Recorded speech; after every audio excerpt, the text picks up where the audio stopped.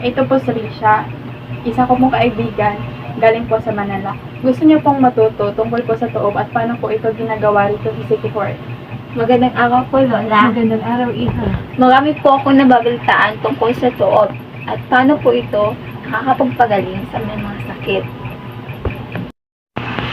Ang tuob ay isang bahagi na ng kultura namin dito sa City Hall. Ginagamit namin ito bilang panglunas at panglinis sa mga may sakit, lalong-lalo na kapag may dala itong masamang hangin sa katawan. Paano po ba yung ginagawa, Lola? Una, maganda ng mainit na tubig sa palanggana. Nilalagyan namin ito ng mga halamang gamot na mabisa para sa katawan tulad ng suod, luya at tanlad na maaaring makapagpagaling sa iyong sakit. Tapos, magpakulo o magpapatak ng mainit na tubig at yun ang magiging usok o singaw na lalanghapin mo o sa mayroong karamdaman. Risha, karaniwang tinatakpan ng kumot o tuwalya yung pasyente upang maipon yung singaw sa loob. Pinaniniwalaan naming nakatutulong ito na paluwagin ang dibdib, tanggalin ang ubo at sipon, at minsan ay parang nililinis ang katawan. Interesting naman yan. Parang siyang steam inhalation sa aming lungsod.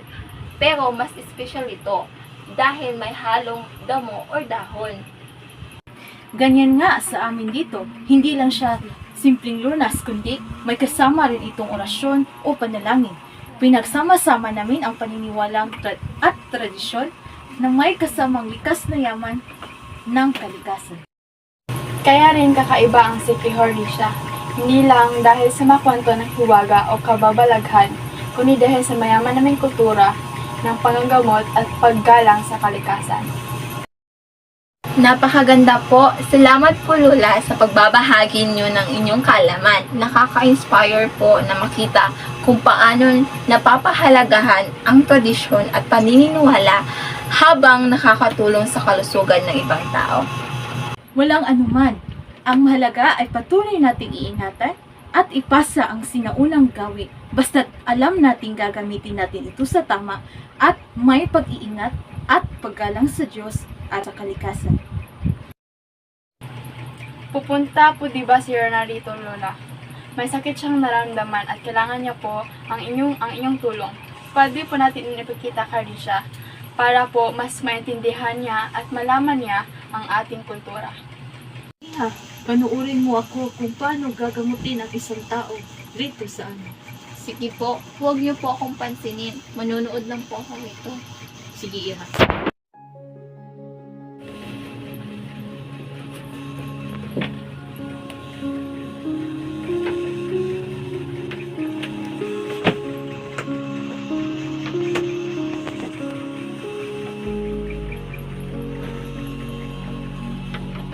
Sa ngalan ng Diyos at ng kalikasan at ng mga ninuno namin, naway pawiin ang sakit na dumadaloy sa katawan nito.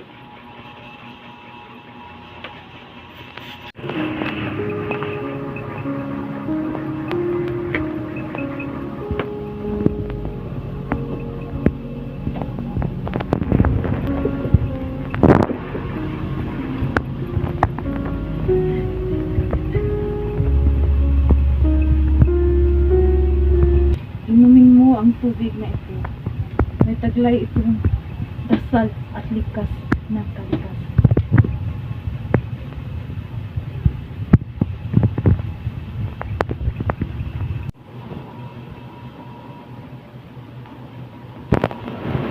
Lola, parang gumayo yung pakiramdam ko. Hindi lamang ang gamot ang magpapagaling sa iyo, kundi ang paniniwala mo rin sa bisa ng sinaunang kaalaman. Ngayon, magpahinga ka at bukas ay gagaling ka na. Maraming salamat po, Lola.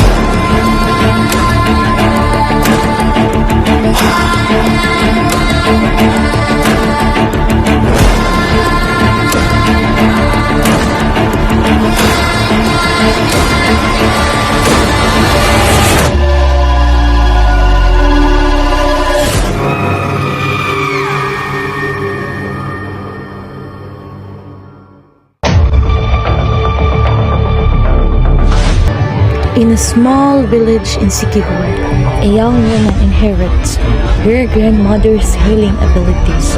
However, when people in town mysteriously flew in, she is accused of practicing dark magic. As she fights to prove her innocence, she discovers that a rival healer is using sorcery to destroy her family's legacy.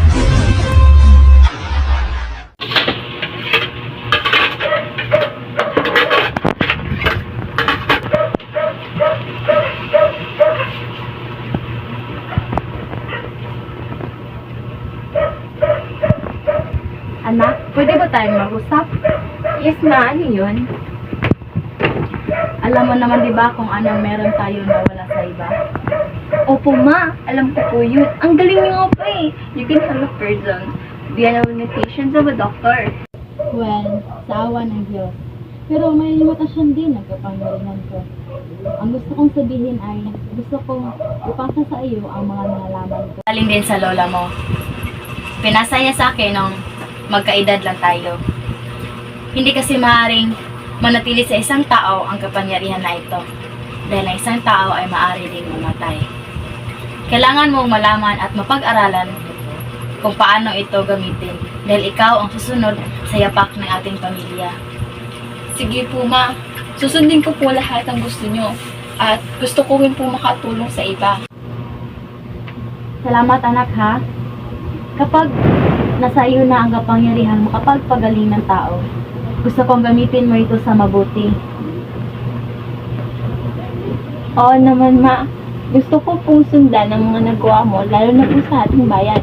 Makakaasa po kayo.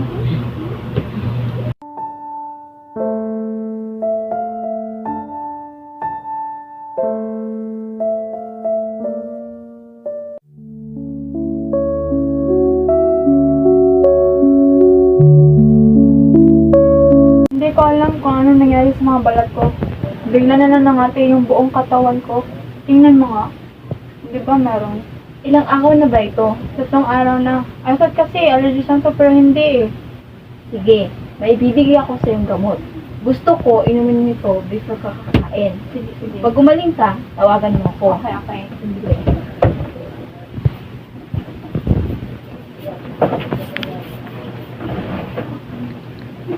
Salamat, Tigarisha ha. Thank you. I hope I get better after I take this one.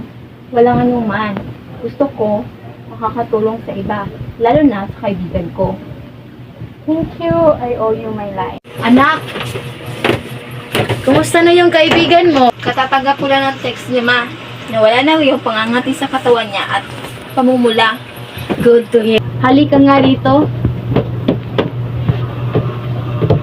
Mag-ingat ka palagi ha. Hindi natin alam kung sino yung mga taong naiinggit sa atin, lalo na sa iyo. Watch your surroundings carefully and don't let your guard down. Ma? May alam ka ba na hindi mo sinasabi? Ayaw kong mayroong mag-issue, pero may isang taong naghahasik ng laging dito sa barangay natin. Unfortunately, hindi ko alam kung sino yun. It's okay, ma. I'll be fine. Hindi tayo pababayaan ng taong nagbibigay sa atin ng kapangyarihan. Alam naman natin na hindi mananalo ang kasamaan sa kabutihan. Di ba, ma? Anak! Anak! Napabalitaan ko! Marami daw nagkasakit sa bayan. Katulad ng sakit ng kaibigan mo. At isa pa, pinagbibintangan tayo na tayo daw ang gumawa ng sakit na iyon. Anak! In a small village in Sikihor, residents have reported widespread cases of severe skin irritation. Many individuals are experiencing persistent etnitis across their bodies, accompanied by the appearance of red spots ranging from small rashes to larger inflamed patches.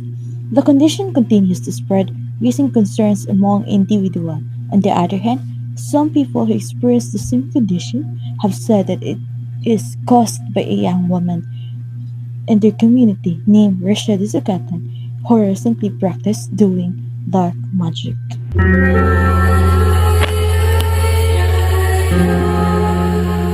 Kung matikman mo ang himagsik ng aking kapangyarihan.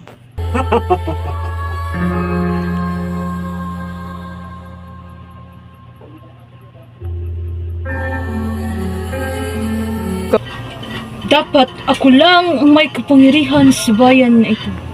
Hindi ko hahayaang titingalahin ka ng mga tao dahil sa kapangyarihan mong magpagaling ng iba't ibang sakit. Pwes ngayon, papagalingin mo silang lahat. Ano yun, Ninya? Alam ko kung sino ang gumawa nito. Ako, siya ang naglagay ng sakit sa mga tao rito sa ating bayan. Patawarin mo ko rin siya. Hindi ko siya napigilan. Sadyang kinain na siya ng kanyang kasamaan. Ano po gusto niyo mangyari, ha? Stop her! Kayo lang ang makapagpapigil sa kanya. Siya rin ang may pakana nung nagkasakit ako. Handa ko kayong tulungan.